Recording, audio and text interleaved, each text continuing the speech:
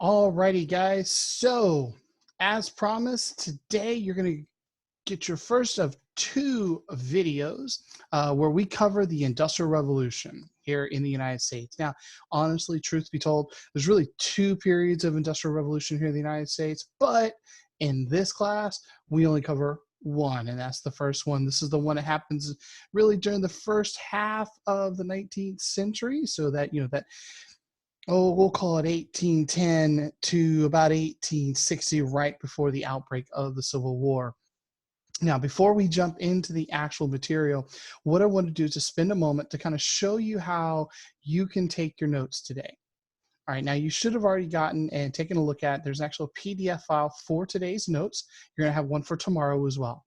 Now you have two options on that PDF file. Option one, if you have the ability to print out that file and just write in your notes, just like you would have done in class, you can certainly do that. That's option number one. Now, option number two, you can certainly try out is really where you're taking the notes on the computer itself. Okay, so this file has what's called fillable fields on it. And to kind of explain that, give me some moment here. I'm going to show you kind of what that looks like on my computer. Yours may look a little bit different, but the same concept should apply. Okay, now, again, guys, I don't care which way you take the notes. It's really up to you, whatever you're most comfortable with or whatever you have the ability to do. You can print them out, or if you just want to copy it down, if you want to take a piece of notebook paper and copy the whole note sheet down and just fill it in as we go, you can certainly do that. I am not that particular. Hope you guys have figured that out. I mean, we have been together for 3/4 of the year, school year now. And so hopefully you guys know that on something like this, I am not that particular as long as you get the information. All right, so let's take a look here. I'm going to show you what basically what mine would look like here.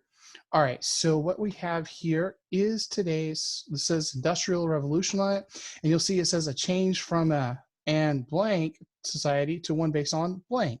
So that's actually going to be in our first slide that'll come up here in just a moment, and it's actually the word of and agriculture. Okay, and so you would just click on this here and you would type that in. It says society one based on industry. Okay, now you would then go through and you'll see these in the presentation. Just like before, it's going to be like bolded and underlined the things that you need to fill in here. Now, once you do get that all complete, what you can then do is go and print, okay, which in this case for me is up here in these arrows. I can come over here and click on print.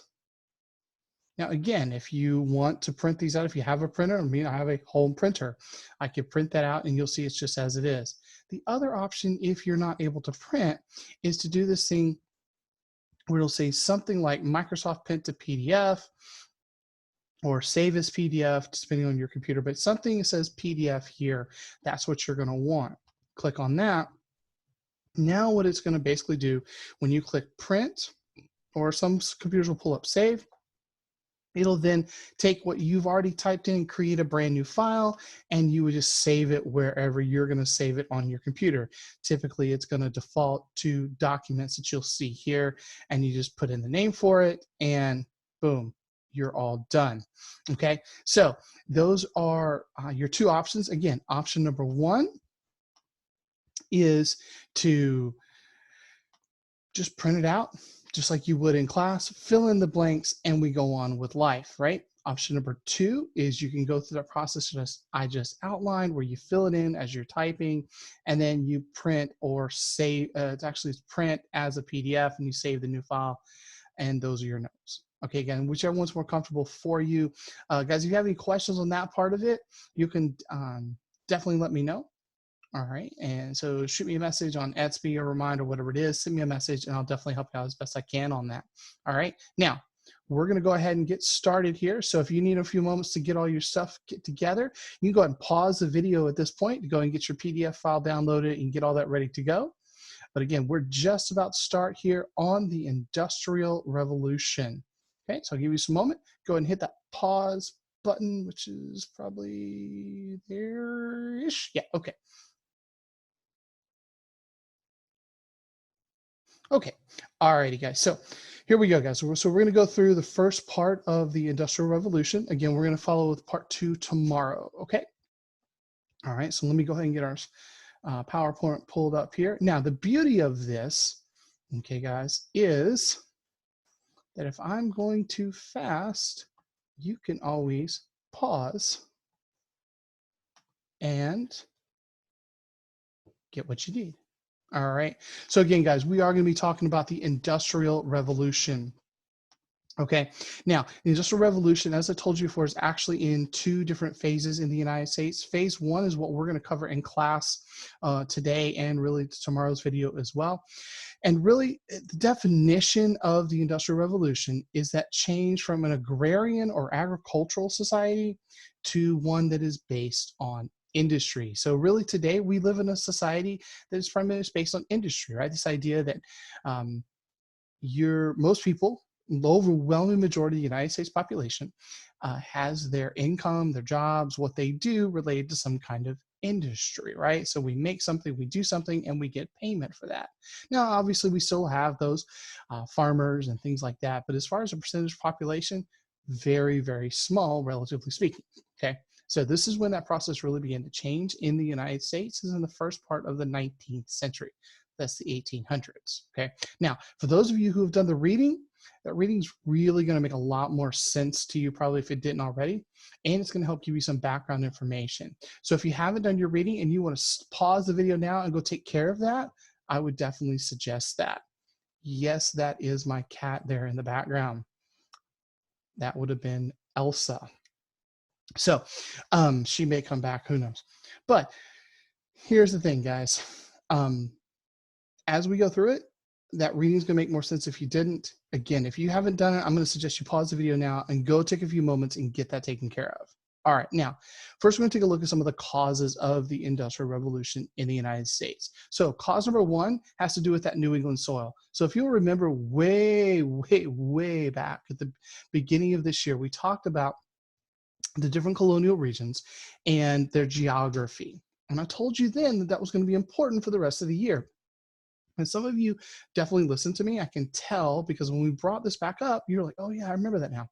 All right. So that New England soil, you'll remember, was terrible for farming.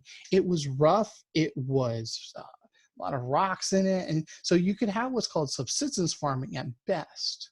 Okay. But as far as large scale farms and be able to live and make a living off that for you and your family, not going to happen. But you still had a tremendous amount of people that wanted to work. Right? I mean, there's a lot of people in the New England states. And so what that led to is this very large workforce that could go and work in what's called factories. Now we're going to talk about the factories and a little bit about how they came about here in just a few minutes, but understand they had to have a workforce to go and work in them. Okay, so the soil leads to you have the large farms like you would develop in the South. And because of that, you had all these people and they're looking to be industrious, they're looking to do something. So when the factories come along, it's a perfect opportunity for them. All right, now, cause number 2 is water power. You're thinking, water power? Like, no. What? That makes no sense. But it does. Again, coming back to that geography, you'll remember that the rivers up in New England, they weren't very deep. They weren't ones very good for massive amounts of transporting goods like the rivers were in the southern states. Okay, so this is why, remember, we talked about sectionalism, the internal improvements, and those kinds of things. That's what we're talking about, those kinds of rivers. Now, these rivers that were rushing, meaning that they were fast moving. And so when you were looking to generate power from them, they were perfect for it. They were also close to the ports and other natural resources. Okay, so water power is it. All right. All right. Now, cause number 3. That's right. 3, not 3. That's actually more like 6. 3 or 3. All right. Is technology. So now technology in this case really comes in the form of inventions.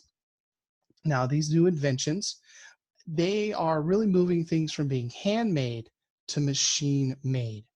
Okay, now if you've done the reading, you'll know there was a huge explosion of patents, all right, in just a very short period of time. Okay, so again, if you haven't done the reading, I'm going to suggest you pause this video and go to that taken care of, because it's really going to help you to understand what we're talking about today. Okay, now there's a whole bunch of different inventions that come along. We're going to highlight a few of those today, and sort of because they set the stage. Some of the inventions are more important as far as moving history along, as it were. Okay, now, so the first couple of inventions here, the one you see there on the screen is you have two of them. You have the one that has the handle kind of on the side, right? It looks like it has some white stuff down in it. That is the cotton gin. Now this was developed by Eli Whitney.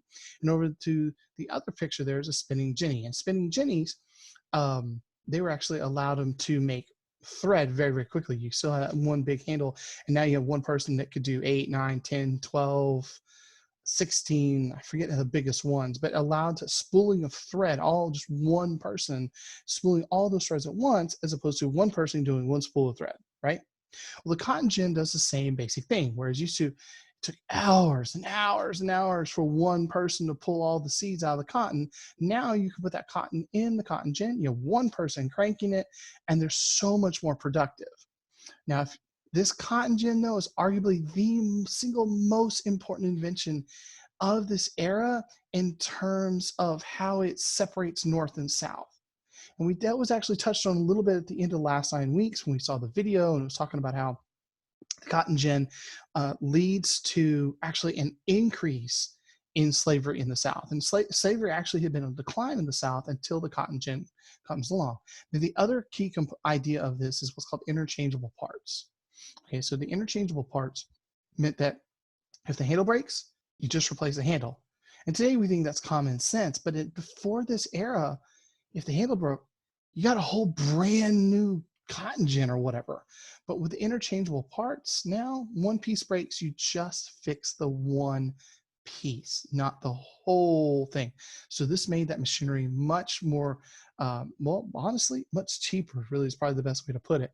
And so you didn't have those huge replacement costs as you had in years and decades past.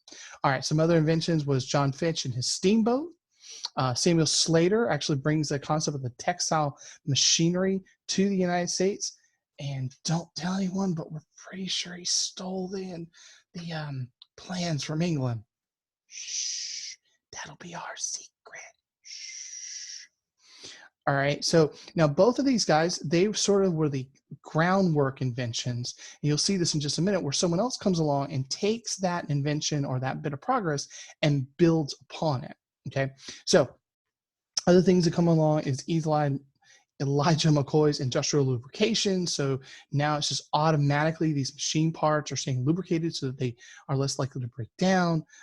That's why, like, those of you who know anything about cars, you have to have oil in your car because it keeps it lubricated and keeps the car from just that friction and things just breaking, right? Now, Robert Fulton, he did not technically invent the steamboat, but he does make it what's called commercially viable. Okay, so he takes that invention of the steamboat and makes it where people are like, yeah, this is a great idea. It's not just some wild, crazy thing out there. Okay, and so he's the one who would have introduced the idea of using it to transport goods, transport people, even things like that. And so he makes the commercial steamboat.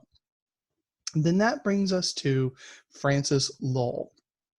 Now, Francis Lowell did not come up with the textile machinery, okay, but what he did do is consolidate the different process involved with textiles. And this has to do with cloth and clothing and fabric, those kinds of things. And when we say textiles, what we're talking about.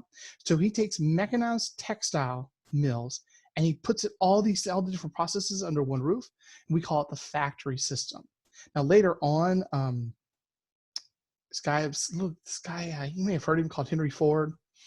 I don't know. He's kind of an obscure person in U.S. history, but he builds upon this and comes up with this idea of the assembly line, things like that.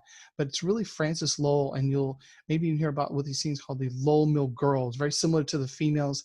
Let's see. There was this reading that had girls that go into a factory.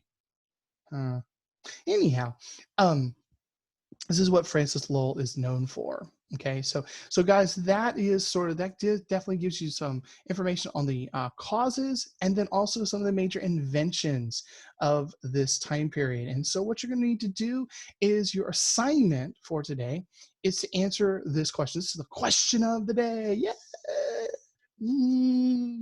All right. What you guys need to do is submit to me as an assessment. All right, two of the three causes for the Industrial Revolution here in the United States. Again, two of the three, or two of the two, two, three, three, two, three, yeah, of two of the three causes of the Industrial Revolution. So get that submitted to me on Edsby and take a look at that here. Also, guys, on Edsby, make sure you are checking out the feedback from other assignments, things like that. So, all right, guys, well, listen, I do appreciate your time today.